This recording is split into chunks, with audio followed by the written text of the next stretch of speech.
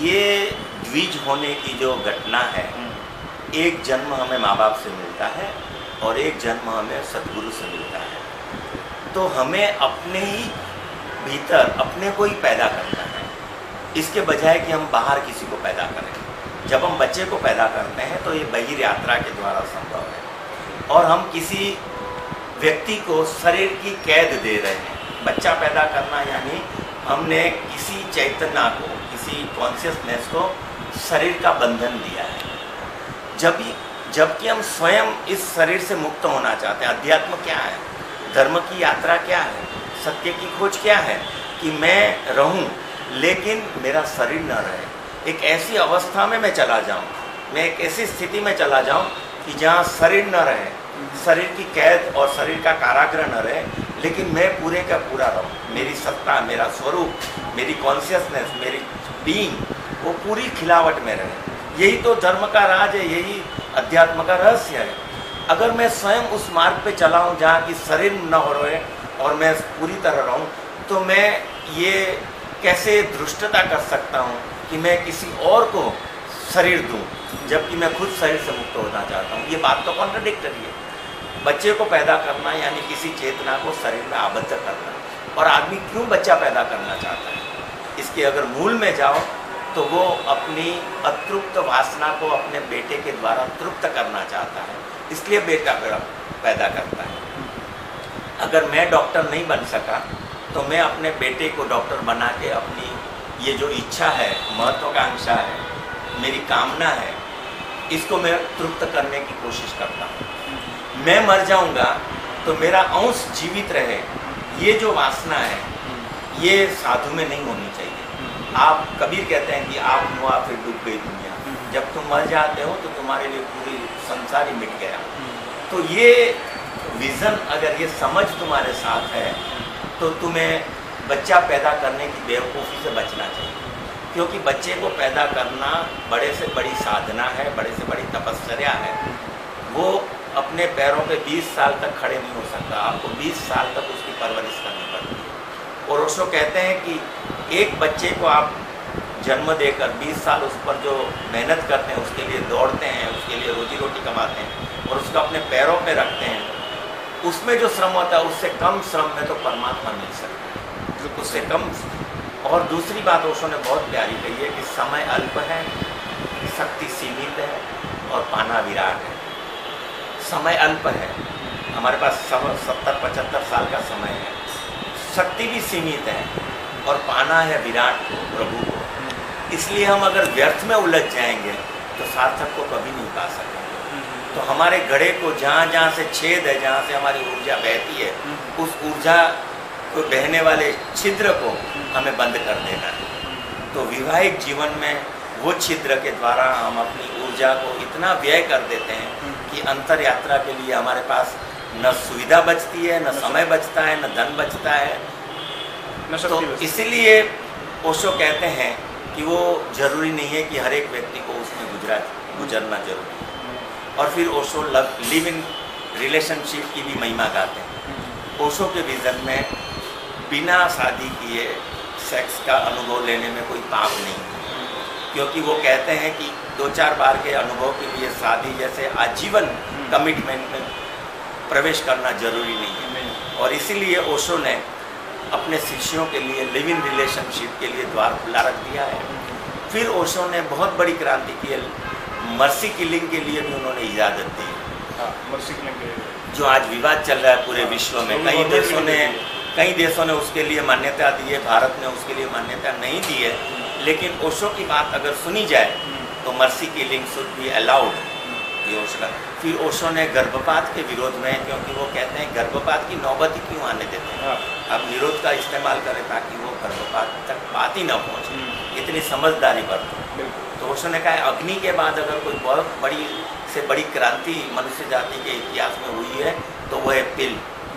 जो प्रेगनेंसी की पिल है वो सबसे बड़ी ब्लेसिंग्स है हमारे लिए, क्योंकि पुराने दिनों में सेक्स और बच्चा दोनों एक साथ जुड़े हुए थे। आज के समय वो बात अलग हो गई है, वो दोनों अलग डायमेंशन। तो इसलिए ओशो कहते हैं कि यह पृथ्वी पॉपुलेशन से इतनी पीड़ित है कि 20 साल तक कोई भी नए बच्चे को पैदा नहीं करना होगा, तभी हम स्वस्थ हो पाएंगे, तभी हम ऐश्वर्यवान हो पाएंगे। और 20 साल तक हमें बच्चों के आगमन पर रोक लगा देनी होगी। लेकिन ओशो तो कहते हैं कि बच्चे तो बाई प्रोडक्ट है, मेन प्रोडक्ट तो आपका एंजॉय है, प्लेजर है, जिसके लिए आप सेक्स और संभोग में उतरते हैं। हाँ। बच्चे पैदा करने की ख्वाहिश लेकर कौन उतरता है? वो तो बाई प्रोडक्ट है। नहीं, बाई प्रोडक्ट देखो, आप है ना सिर्फ पैसेज बनते हैं।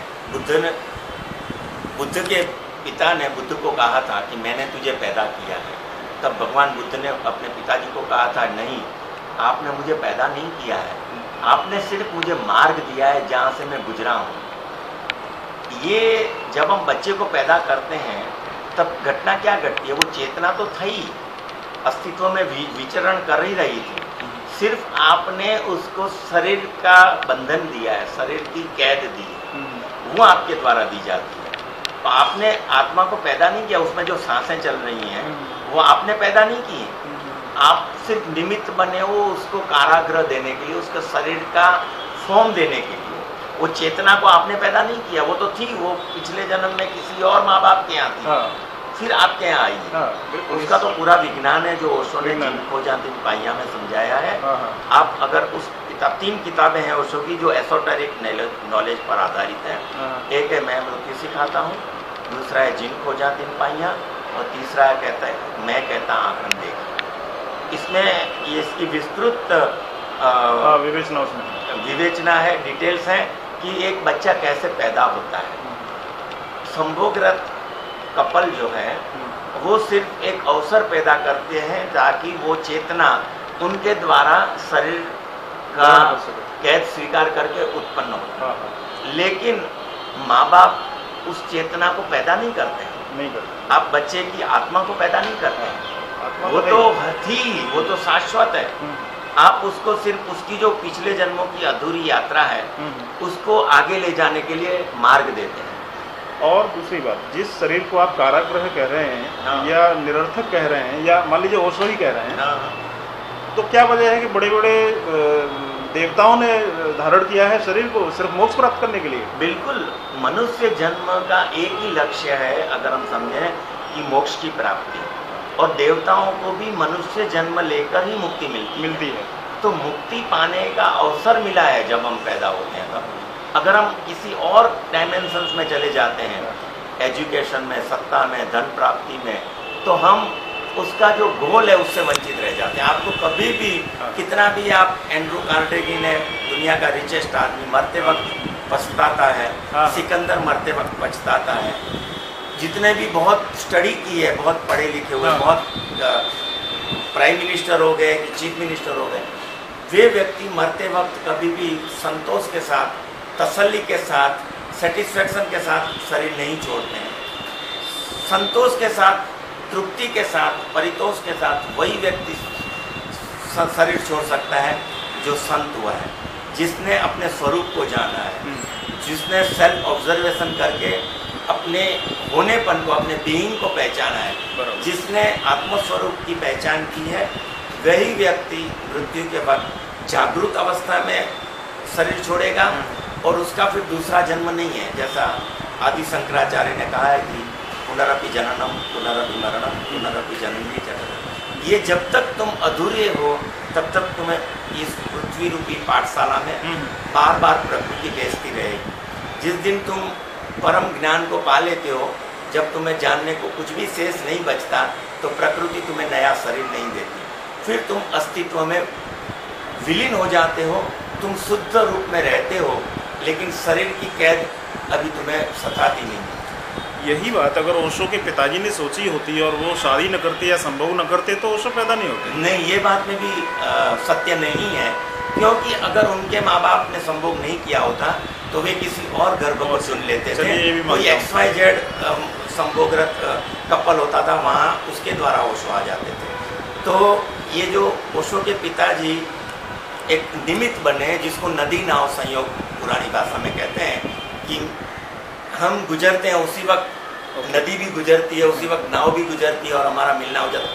अगर वो नदी और वो नाव नहीं मिलते तो हम किसी और नदी और किसी दूसरी नाव से वहाँ यात्रा कर लेते थे। का आपके मन में कभी ऐसा ख्याल नहीं आता कि काश मैंने शादी की होती तो हो सकता है आपके जरिए ही कोई ओशो और लाओत्से से पैदा होता? नहीं, मुझे ये ऐसा नहीं लग रहा है। जिसको लाओत्से और पतंजलि को पैदा होना है वो किसी और का शरीर का इस्तेमाल करके हो जाएंगे। नहीं, आप हर एक की इंडिविजुअलिटी है। नहीं, मैं आपका व्यक्तित्व तो आपका ही है। मेरी इंडिविजुअलिटी ये है कि मैं स्वयं को ही पुनर्जीवित करूं, द्विज बन जाऊं, सच्चे अर्थ में ब्राह्मण बनूं जो कि ब्रह्म को जानने वाला है, और मैं स्वयं ये शरीर की कैद से मुक्त होना चाहता हूं, और इस जन्म में या तो फिर अगले जन्म में। लेकिन मेरा जो लक्ष्य है वो बच्चा पैदा करके उसकी परवरिश करना नहीं है। मैं बाप बनना नहीं चाहता, क्योंकि बिल्ट इन प्रोग्राम नहीं है मेरे अंदर। मेरी केमिस्ट्री में वो बिल्ट इन प्रोग्राम नहीं है कि मैं बच्चे को पैदा करूं, उसको 20 साल तक बड़ा करूं, उसकी परवरिश करूं। वो मेरे इनबिल्ट प्रोग्राम नहीं, मेरे ब्लड में नहीं है वो। और इसलिए मुझे कभी अफसोस भी नहीं होता कि मैंने शादी क्यों नहीं की, मेरे बच्चे क्यों नहीं हैं, और मेरा नाम लेवा कोई नहीं है। केमिस्ट्री को जाना जा सकता है? बिल्कुल जाना जा सकता है। ओके भाई, ये हमारी रुझान, अच्छा, हमारी टाइप, ओके, इसके द्वारा मैं जान सकता हूँ कि मैं बच्चा पैदा करके फंसूंगा, मैं उसको एक बाप का प्यार नहीं दे पाऊंगा। तो मुझे बहुत क्लियर अंडरस्टैंडिंग है कि I can not be a good husband, I can not be a good father, but I can be a good messenger for Osho. ये मुझे क्लियर अपने बारे में पता है कि मेरे जीवन का लक्ष्य है सद्गुरु के संदेश को फैलाना, और मैं उसी काम में लगा हूँ। और इसीलिए मुझे एक परितोष और तृप्ति मिलती है जो एक शिष्य को मिलती है। बहुत बहुत धन्यवाद। ये थे स्वामी विट्ठल, जिनसे हमने लंबी वार्ता की। आपने इतना टाइम दिया, बहुत बहुत धन्यवाद। जल्दी ही हम आपसे फिर मिलेंगे। धन्यवाद, मुझे भी खुशी हुई।